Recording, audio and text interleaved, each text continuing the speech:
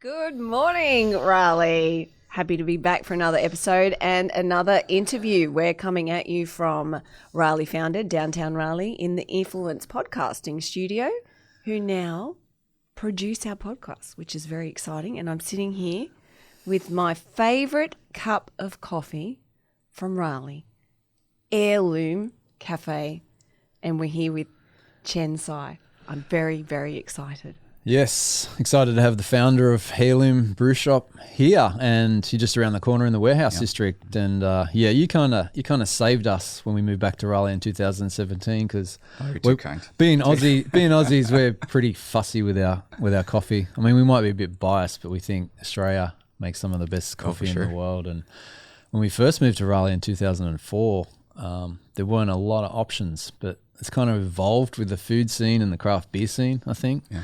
And your lattes, you guys leading the way. You guys nail it. And I appreciate it. We try. Not only the coffee, but the space and environment that you provide as well. So I appreciate it. When I see an Aussie walk in the door, I get nervous. Like, they need coffee. Yeah. No, we're not. I mean, when I say we're fussy, we're not too fussy. But no, we're the world's harshest coffee critics. We love it. We love it. Yeah. So and we got beach critics as well. Yeah, we got lattes right here, right now on set, and we've spent many a time in Heirloom, and so we just want to interested to know, like, for the audience, take a step back and like where you grew up, where you went to school, how long you've been in Raleigh, and how you got into the industry. I think it's probably a good place to start. Yeah, well, thanks, Greg. And Kaz, first I want to make it known this is a big day for me. I've been when I first met you both a couple of years back. I was just really taken aback by how much you've put into our city, and tell the story of Raleigh and tell the story of Heirloom. Because as a restaurant in our industry, we are on a lot of lists. There's a list every week. You know, best coffee or best restaurant or things like that. And for us, the lists that are, the content that's written about us that's genuine, that's really comes from someone that's been in our shop many times. It's very important to us. So a couple of years ago, I remember the first article you put on the website. It really meant a lot to me and Anna, my wife. And I just want to put that out there. I called my mom last night. I said, I'm actually going to be on a show that I really want to be on. Awesome. And this is the this is the first media thing that I've done in a year. So everything else is a gentle decline of those requests, but I was really excited about today, so I just want to make that known. Awesome, man. We're grateful. That. Straight back at you. I embarrassed that I accosted you on the street a couple of weeks ago. I was a fanboy. Not at all. Yeah, not at all. I love it. When hey, it's the Raleigh family, and I'm like, oh my god, that is the best thing ever. So we were pretty excited because we absolutely love this city and we love sharing what makes it so great, and you're definitely part of that story. So thank you for that. I loved hearing that. Our whole intention of the podcast from day one is to interview local entrepreneurs, people in the community doing creating, making awesome things, and really making the community very livable and a great place to be. It's very apparent. Very apparent that it's done from a place of care and not just one of purely media. So I absolutely love that, and I'm blessed that we have this sense of community here with the two of you. Thank you. Sure. But sorry to sidetrack. No. That was a great sidetrack. But in terms of my background, so I grew up, born and raised in North Carolina, and I always actually grew up wanting to leave North Carolina, and that's where Kaz, before he started the show, we were talking about getting the itch to move around and stuff like that. So. I can spot a family that doesn't like to stay put for too long, because that was myself at one point. Kindred spirits. Yeah, absolutely. I always wanted to do West Coast or Pacific Northwest, or that was if I stayed in the U.S. And my brother is kind of living that out himself. He's up in Brooklyn, but both of us born and raised in North Carolina. I grew up in Asheboro, which is about an hour west of where we are now. Still haven't been out to Asheboro. Yeah, we got the state zoo there, Yeah. and Done the zoo. fairly large Walmart. That's a super Walmart. It was the super Walmart before they started to all become that way. Really? Yeah. The original super Our claim Walmart. to fame was the largest Walmart east of the Mississippi, and one of the largest cookouts. Wow. The drive-through cookouts. Oh, wow. Okay. So- Cool. Well, I also our wanna kids check love that out. cookout. Yeah, Like that's yeah. a So one they're of usually their faves. drive-throughs, right? Yeah, And, yeah. back in the day, I grew up with a dine-in cookout. Oh, It's wow. a really nice cookout. Yeah. And when my wife and I started dating, I said, "Well, where do you want to go eat?" She said, "I don't know. Take me somewhere." And we were young, and we didn't have much in Asheboro. So I took her to the cookout. I said, "Do you want to eat in, or Drive-through. do we do the drive-through?" And she said, "What do you mean?" It's a cookout. So those are the three things we have: a large zoo, a large cookout, a large Walmart. Yeah, But I love it. it's a small town, and it's nice. It's great for being a kid growing up. Yeah.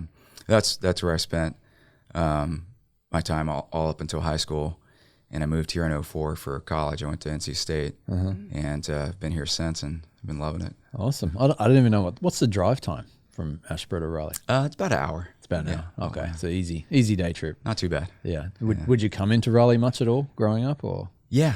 So my parents being first generation immigrants to this country, Grand Asia was the only store that catered to the Asian demographic I think within 4 or 5 hours of their store. So for us, it was either that or Atlanta. Yeah, So we'd either Wow. drive down there or to Raleigh. So yeah, we would come in pretty often. We used to shop there all the time. We did too. Yeah, because we, have lived in Bangkok and travelled so much to Southeast Asia. So, we used to love going there and getting. It's a great spot. Oh, yeah. Yeah. It's been a while. We've been back there for a long We time. have not, no. Yeah. Thanks for the reminder. I'll have Yeah. to revisit. Fortunately, we got a few more choices now. I think it speaks to how we've grown Yeah. as a state, Yeah. as a And, region. and your parents, have they lived elsewhere in the US or just All over. All over? Yeah. Okay. Yeah. So when they first, the port of entry was Seattle. Okay. And then they kind of sat down in Florida, Fort Lauderdale, right outside of Miami. And then kind of made their way up to Georgia, South Carolina, different parts of North Carolina. And then in between those stops had kind of visited the U.S. My dad was a traveling chef. So this is at a time in which there's a lot of interest globally on, it wasn't high-end Asian cuisine. It was just Asian cuisine back then, because what was coming outside of Asia, it was larger banquet halls and right? things that are very elegantly plated and things like that. So he was actually hired to go to Europe as a chef that would train folks throughout Europe. Spent some time in South America. Wow. Then went back to Taiwan and met my mom. So yeah, they've been all over. Yeah. Wow. And when they immigrated over here, did he continue with the travelling chef? He did, and Yeah. then my mom put a stop to it because they had 2 boys at that point. Yeah. And so Yeah, I guess that meant being away for how many periods of time or how long? quite a while. Yeah, sometimes a year at a time. Really? So I remember as a kid, I would just tears down the cheek. Yeah. Dad's leaving, and he would be basically on assignment somewhere. Wow. They would have their own restaurants in between. But yeah, kindred spirits. I can always tell when someone's been all over. Yeah. But I started school, and then Mom said, "Hey, we need to slow down." Yeah. Yeah. And so your parents are in the restaurant industry. Did that have influence on you wanting to do it yourself? Absolutely. Yeah. Not just the restaurant stuff, but I think, we have a saying in the industry, once it's in your blood, you really can't get out of it. I was out of it for quite a while. And then Anna and I got the itch to create Heirloom back in 2016 or so.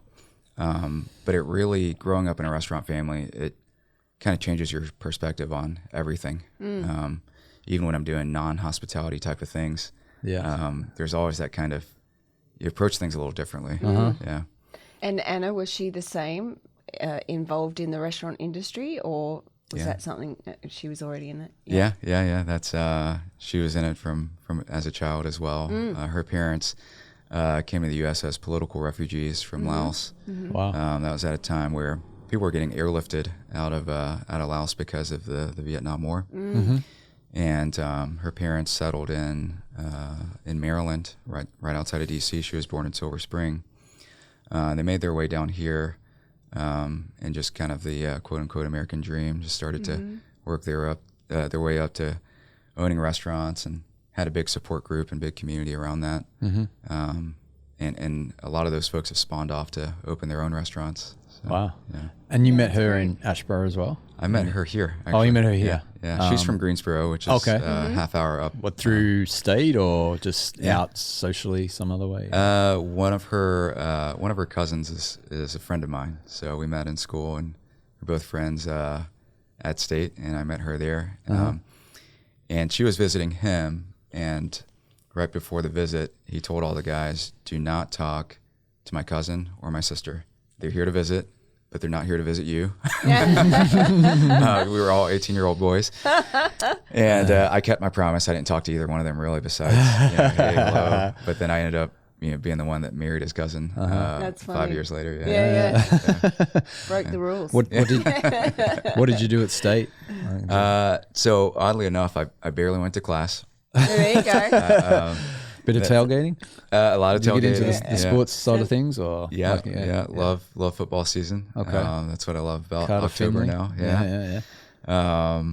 So I did the whole college experience. But I started working really early on. I was working as a freshman, and then as a sophomore, I think I had.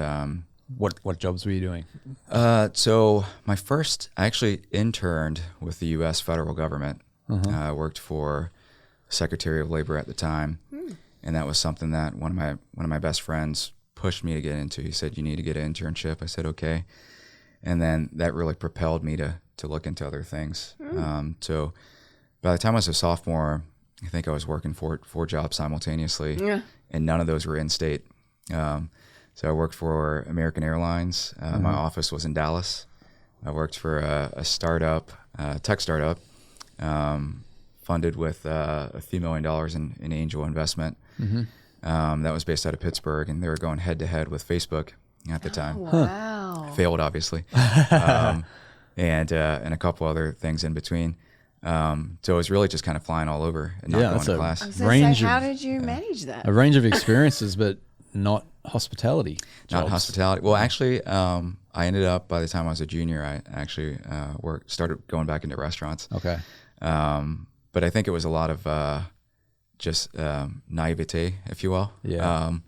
I didn't really think about, is this really sustainable? I was just, young and invincible. Yeah. You don't think you could do it all, and Thinking so you do, and then you go, Yeah, probably thinking I was doing a great job, but no, I was probably doing 4 mediocre jobs. Yeah. But it was good. And so what did that experience teach you, or how did it prepare you for what you do now? I think the thing about entrepreneurship, and even at my stops at larger enterprise, I think the folks that are most successful are the ones that don't cap themselves at, this is my job description, and that's not my job. So what I think is important, and what I think a lot of folks learn in the restaurant industry, is you really just got to get the show going. Yeah.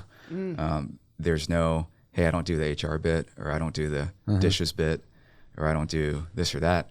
It's, we have to get this going. All hands whatever in. it takes. Yeah. Yeah, right. I love that. Yeah. So I think that's what gave me the mentality of, I can do it. I can do these 4 jobs or whatever it was. And then doing those, it just kind of it gave me the opportunity to learn all the dimensions and all the facets of what it takes to run a business. Yeah. And I would say that I think both Anna and myself, we both learned that from our parents and those around us, and have a high degree of respect for those that do the same. Yeah, awesome. I love that. So tell us the story of Heirloom Brewshop and when the vision for that originated. And obviously you're not just a coffee shop. You're like a tea house. You're a sake bar, a kitchen, and why Raleigh and why the warehouse district? I guess as well. And I think every one of our origin stories has to start with our parents saying, "Absolutely not." Yeah. My mom was actually really upset that I wanted to do this. Oh, really? Yeah, she was livid, actually. Why? Well, for her, and I think for most parents that have children and they balance that with running their own restaurants, their hope is, let's do this so that they don't have to do the same thing. Okay. And it's not just restaurants. I think it's in many professions. In general, unless it's like, I want my kids to inherit this business. It's please don't do the same thing that I was doing. Give or take. Let's say it's a 50-50, right? Yeah, I guess and my mom was us in the travel space. I guess we want our kids to keep traveling, but maybe not. Maybe not the behind the scenes stuff that we do. But I think it's more of a restaurant thing. I take your point. Yeah. I guess the hours. Like this is the first thing that come to mind for me in hospitality. The hours. Yeah. And the dealing with the customers and all that sort of stuff. Yeah, well, fortunately, we have the best guest, I would say. We're in a great city. Well, sure. Yeah, but it's a tough job. I won't deny that. Long hours. I didn't know what the term ships passing in the night meant until we actually lived in the same building as Heirloom, and I would literally not see Anna for a whole week, even though we stayed in the same 500 square foot studio. That's incredible. She would come back. I was asleep. I'd go out, and then we literally, we wouldn't see each other for quite a while. So the origin story starts with my mom being upset. So you like paint the picture. Like you went to mom, you said you've got this idea, and then she just lost it. Yeah, we actually. I think what probably happened is everything was already set in stone, and then I told my mom, just not put up with the because you're expecting a negative response. Oh, so for sure. That's why you delayed. For sure. Yep. But both Anna and I were in different fields at the time. So you're going back to 2016 or so, we were both in different design industries, and our country was going through kind of a weird phase. This is, in retrospect, not as weird as the times that we're in now. Hard to beat these times. Yeah. So we definitely, trial by fire here. But we said, there's a kind of a weird social landscape that not just our country, but a few, part of the world was in. And we were going through our elections and things like that. And we said, well, we just started to get this itch. I was, I guess, late 20s, turning 30 probably at the time. And we just kind of had this existential need to create something that would last beyond us. So we said we'd really love to create something that completes our parents' journeys, or at least takes it one step further. Because when they were doing this, it was at a time and place in which they weren't as respected for their identities as much as we have been in our time and place and time. Yeah. So it was, in a way, kind of this, can we complete this game? Our parents didn't really, they may have succeeded in certain aspects of the business world and quite a number of failures in between. But as people, it was always dehumanizing. As someone coming from a Taiwanese identity, to open restaurants that were not Taiwanese because they wouldn't be accepted or known, or because there were certain pressures. So I think both of you coming from Australia probably know the little bit of tension in the Pacific. There is a active deletion of Taiwanese identity. So that's something that was kind of instilled in me as I was growing up. So we really wanted to take that one step further. I love that. And then, just the two of us, we said, hey, if we can't fix our system, let's at least leave a print on it, our imprint. And so we started thinking, what are the things that we love? Obviously, we all share a love for coffee here. Yeah. And good food and travel. And we said, well, we're going to be in Raleigh. We're going to be in at the time we were actually looking at Durham. So what year was it you did Raleigh. What year did you open? We opened in 2018, so a couple years of planning. 2018. Yeah. Okay. Yeah. Okay. So this is a few years before that. Yep. When the planning. Yeah. So we said we want something that we can leave our mark on, create some change, and because if we don't do this, and if other people don't do it as well, we'd be remiss if it were just all large corporate chains, and nothing wrong with that. Thank you for that. Yeah. There's nothing wrong. I visit those every now and then, but sure. you also need a good mix of, you know, what makes Raleigh, and that's what I really respect about what the two of you work on. So that was kind of the premise of us getting into it. One thing led to another. We were micro roasting coffee for a while as well. We're kind of the type to want to understand everything that goes into a product. So we spent a couple years doing that, designing the space down to, you know, literally the millimeter of every corner. You can tell it's a beautifully designed space. Thank you. Yeah. Thank you, Cass. And yeah, the rest has been great. So. Yeah. And you spent a bit of time traveling through Asia, getting ideas and to incorporate into Heirloom here. Yeah. And tell us about that. I think for us, if we wanted to do a place that spoke to our heritage and our identity, we really wanted to really have true inspiration from those places of origin. And what we quickly found out is that we learned a lot more about ourselves than what we thought we knew and what we thought we were actually going to put into the place without doing those travels. So what I mean by that is, you know, I learned more about Laotian cuisine and heritage and history than I'd ever known in my life. And this was, at this point, I'd already been with Anna for a better part of a decade. And she learned the same about Taiwan and, you know, really learned about the struggles that both our parents went through and what those struggles end up building in terms of character in someone of, you know, Taiwanese American background or Laotian American background.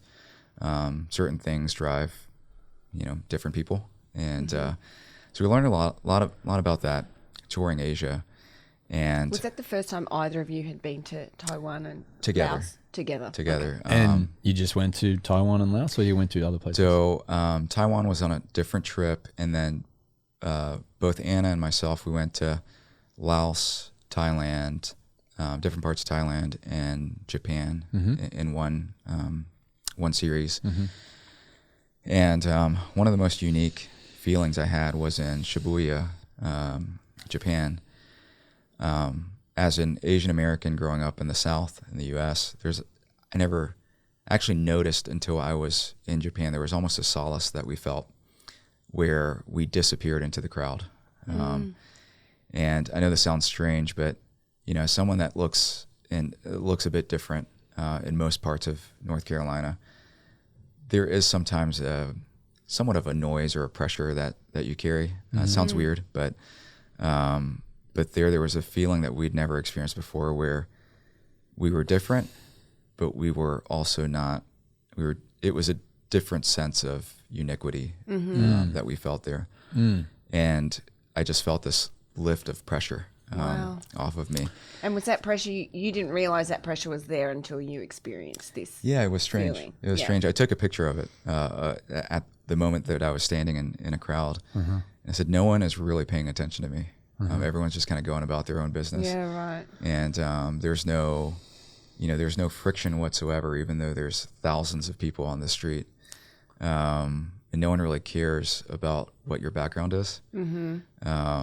So I took a picture then. I said, this is a sense of solace that I feel right now. And in all the cafes that we went throughout Asia, there's almost a difference. There's a lot more people, I feel, in most businesses, and the density is much higher. Sure. In most places, but things also move in a slower sense. It's a strange feeling. So in a lot of these cafes, there's a central courtyard, or there's a place where you can just kind of relax and be yourself.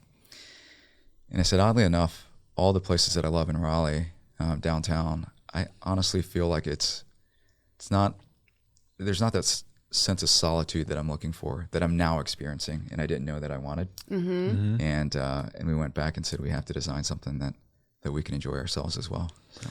Wow, that's powerful, man. Thanks for sharing that. Yeah, thanks for asking. Yeah, and so that experience in Japan, is that what brought in the sake part to Heirloom? Or is that? I think it's something that we just kind of happened upon. We said, I don't drink anymore, but I actually used to drink daily, and I love alcohol. It's I stopped just to focus on more being a dad and stuff like that. But yeah, sake is just something we've always loved, and we said, is there? And by the way, I'm even over and beyond sake. I'm a huge whiskey fan, so but I love all of it. We said, the offerings that we love, is there anything new that we can bring to this and present it in a way in which people can think of it a bit differently? And at the time, sake was really closely tied to Japanese cuisine, or specifically sushi. So if you wanted a nice sake, more than likely you're going to find it on the same menu as something that has sushi as well. So we said, can we do purely a sake bar and just, walk up and enjoy, a legitimately good sake and not one that's, commodity level sake. So we said, well, why don't we bring all these things together and see if we can tell the story of sake as well. And a lot of people, still walk in and don't really know what sake is. And they expect it to be served hot, or they expect it to be served, certain way, certain price point, etc.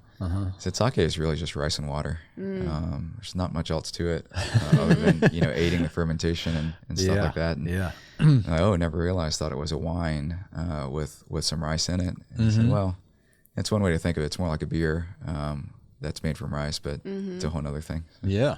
So your vision changed for what you created, like through your journeys through Asia, and or you went there like I'm looking for particular drinks or dishes or design aspects, and we actually went not knowing what we were looking for. Yeah, I love that. You found it. I love that. Yeah, we just wanted to go and walk away with what Asia wanted to give to us. I love that.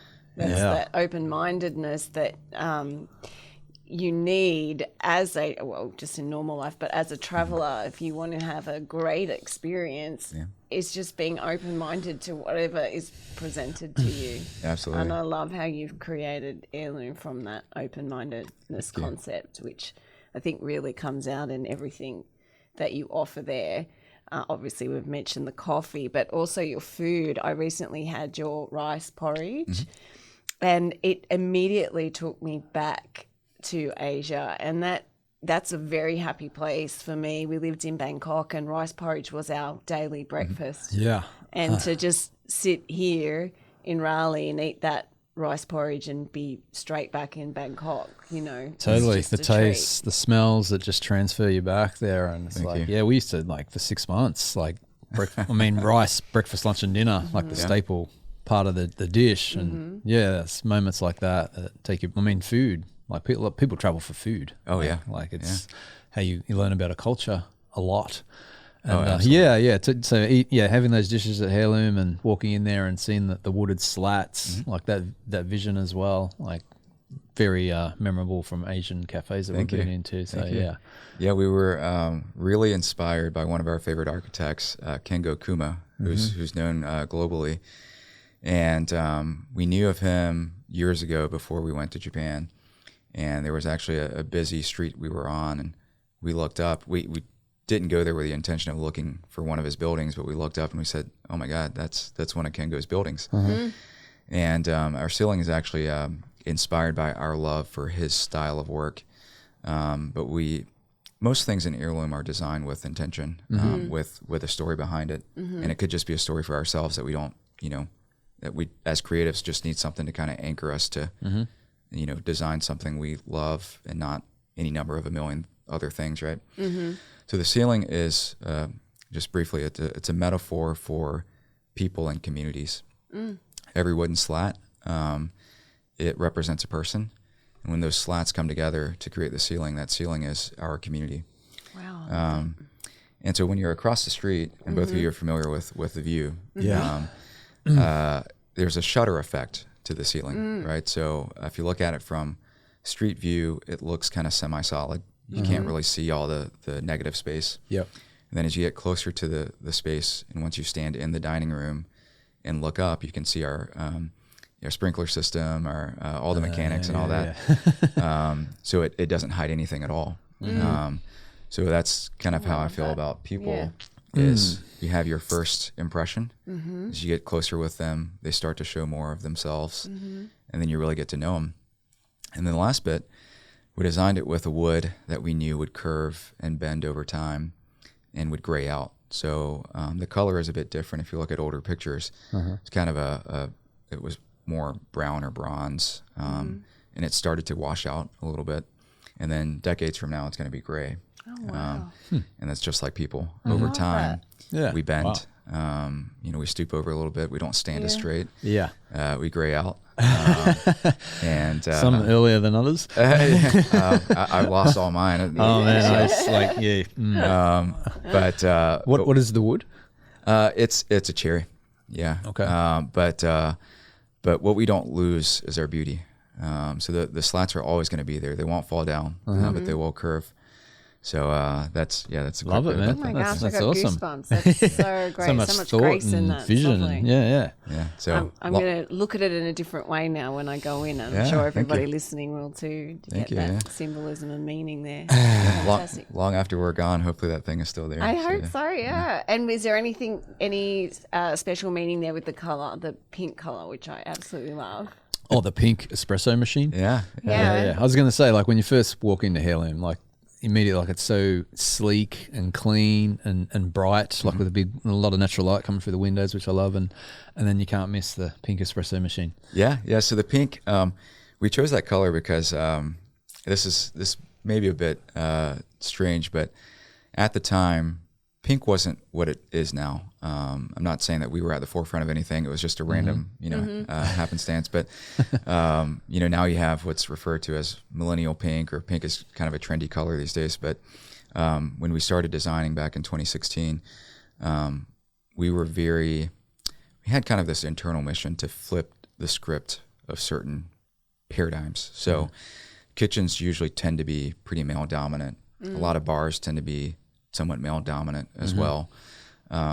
And a lot of businesses downtown, as Asian Americans, we were looking for folks to give us an opportunity to do this. And, as a local restaurant, even, ethnicity aside, we're in an 18-story,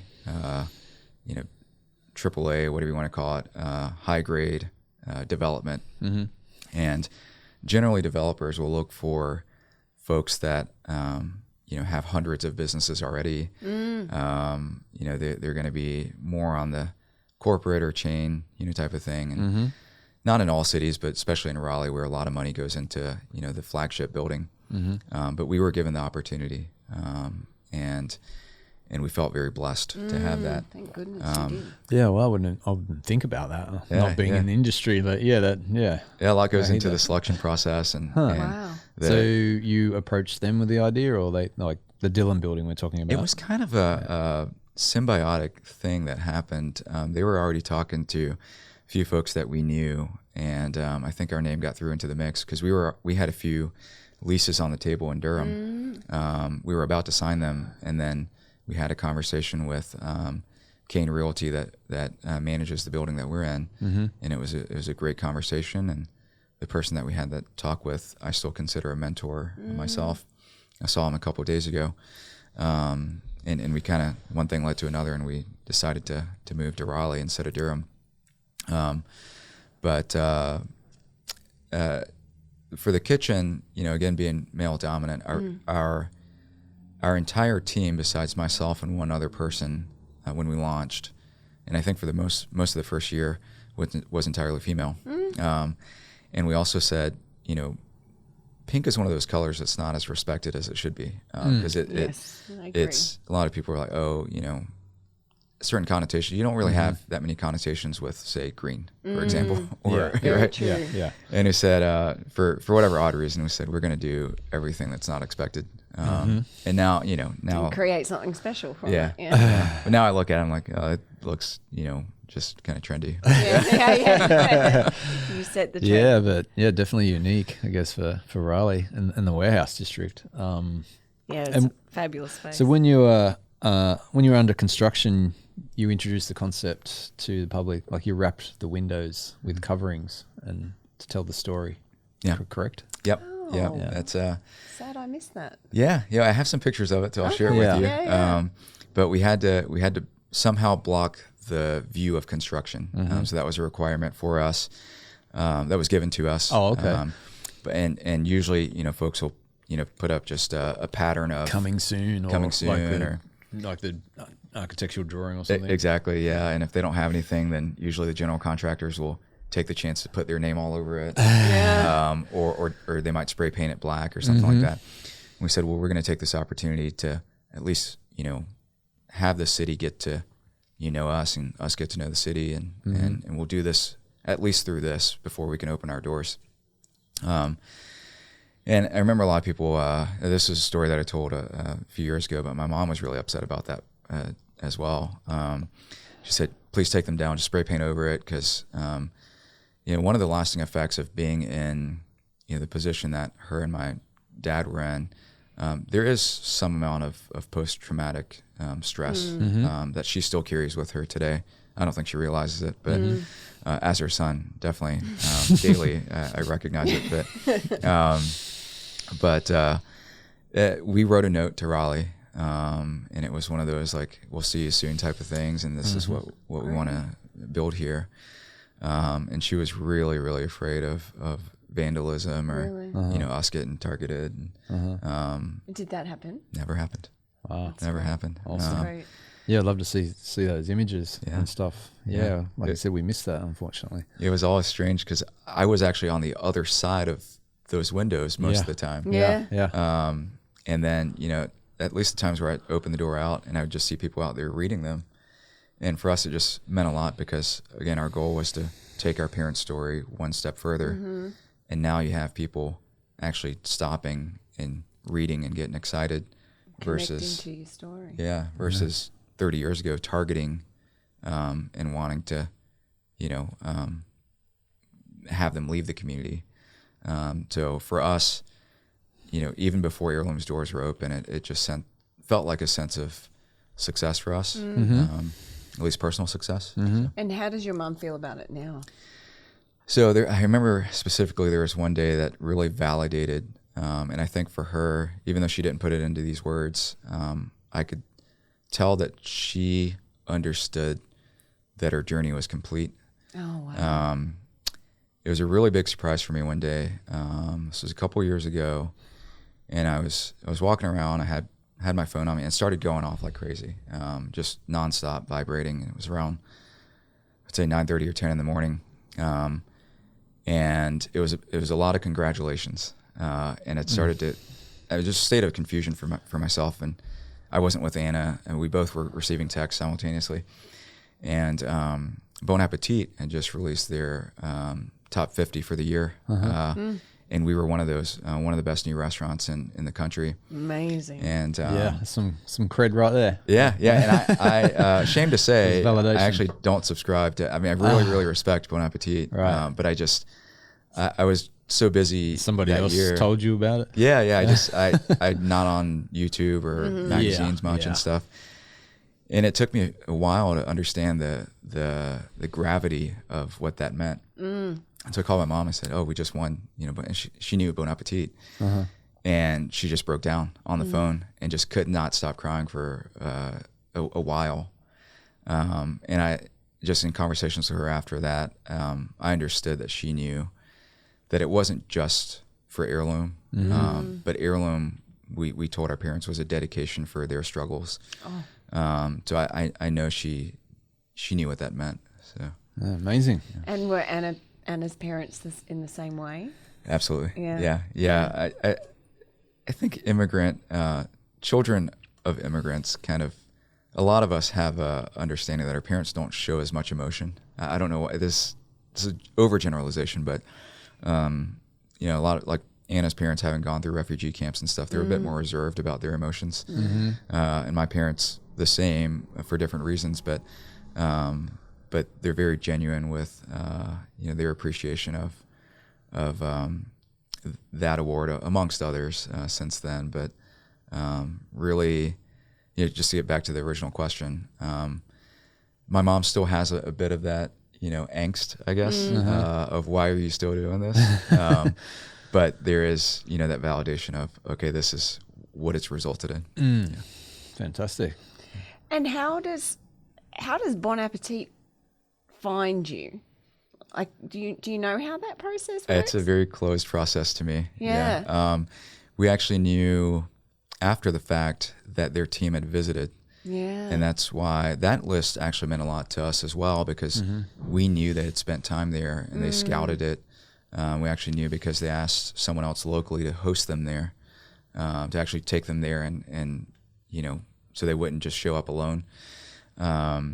But the rest of the process is very closed. We didn't find out until that very day. But then, after the fact, knew that they had been there, and they actually did a follow-up without telling us. Very cool, man. It was for a follow-up feature. Yeah, wow. Awesome. That's amazing. So you opened in 2018. So for somebody who hasn't been to Heirloom yet,